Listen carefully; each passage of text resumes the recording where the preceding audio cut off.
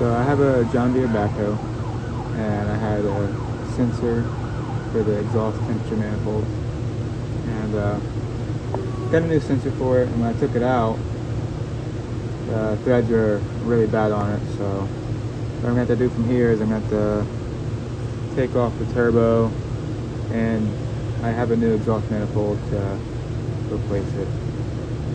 So that's what we're about to do. So getting the mounts off the turbo, I've already disconnected the drain and the fill, but these bolts can be rusted, so I recommend getting some like PB Blaster or some like rust remover.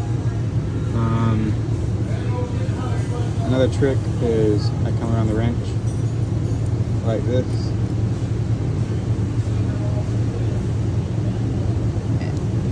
and just be careful. Usually two hands, one right here, one right here.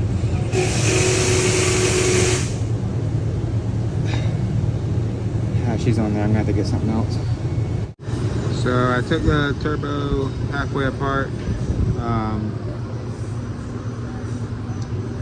They gave me access to this bolt a little bit better, but I'm still gonna have to figure out about that bolt back there.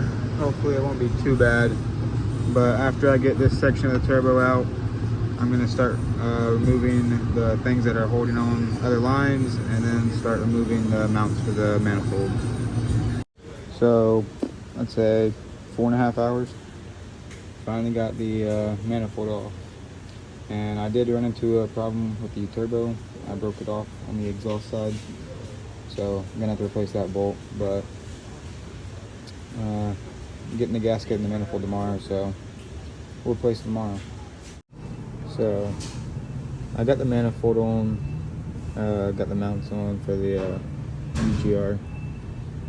My EGR heater, which kind of goes like right in here, I managed to break that, so I had to order one.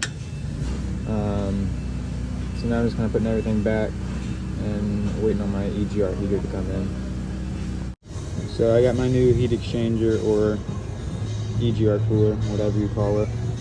About to put it in. I got everything else mounted up. I got my turbo mounted up, my lines to the oil return and fill. Got my wastegate put on, muffler mounted back on, my stack pipe, and my air intake and all that stuff. So, and I also put my sensor in, my new sensor. You can kind of see it routed right there. It goes right there somewhere. But let's get this done. So I got my EGR cooler on, and I had to disconnect from back there to kind of give it some wiggle room to put my gaskets on.